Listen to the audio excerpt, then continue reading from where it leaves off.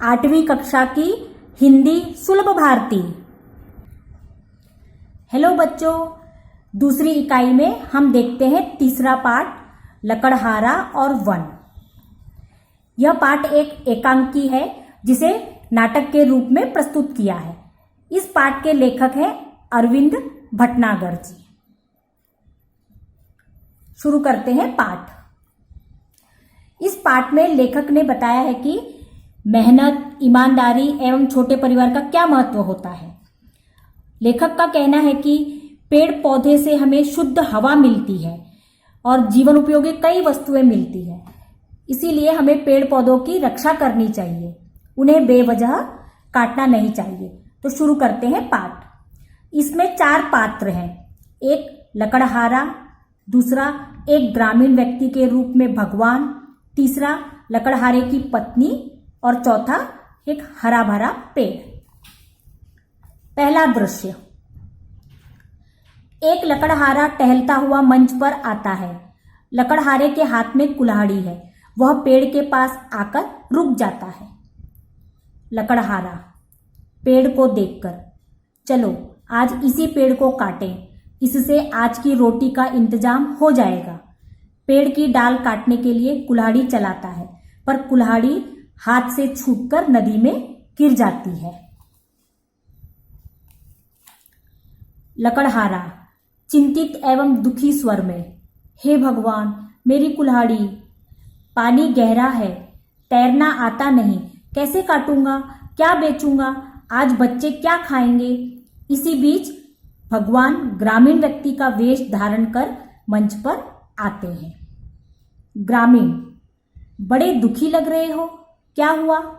लकड़हारा दुखी भरे शब्दों में, क्या कहूं भाई, अचानक मेरी कुल्हाड़ी नदी के गहरे पानी में गिर पड़ी, मेरा तो सब कुछ चला गया। ग्रामीण, हाँ भाई, तुम्हारा कहना तो ठीक है। लकड़हारा, भाई तुम मेरी मदद कर सको तो बड़ा उपकार होगा। ग्रामीण, ठीक है, तुम दुखी मत हो, मैं कोशिश करता हूं।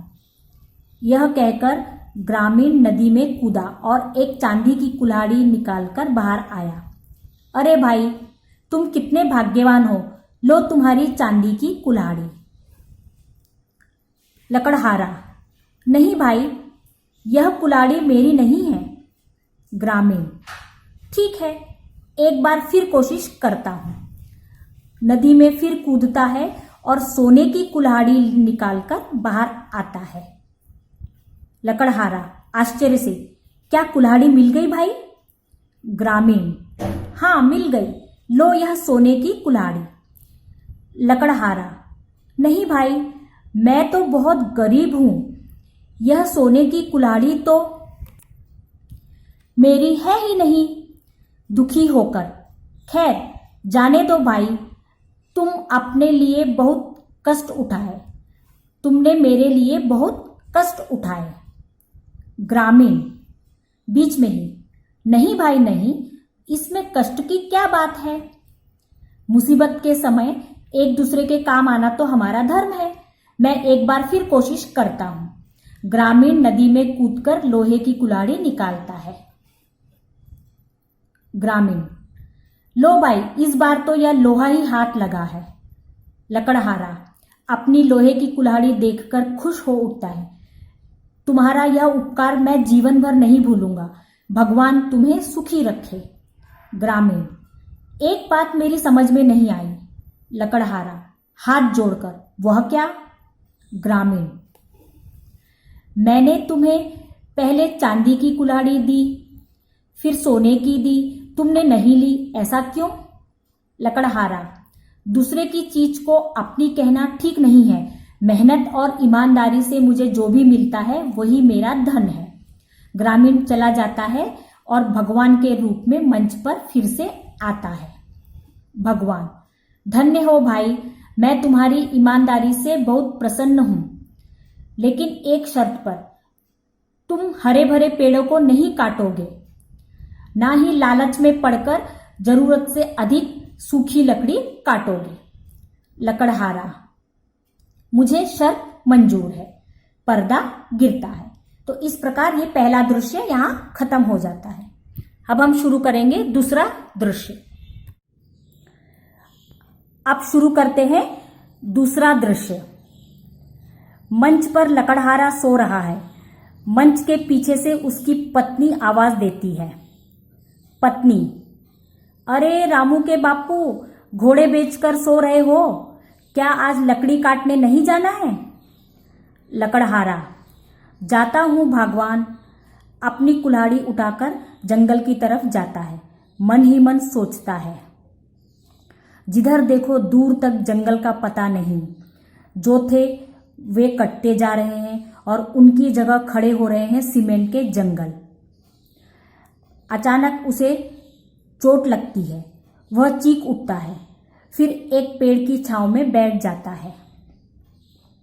आह, कितनी ठंडी छाया है। सारी थकान दूर हो गई।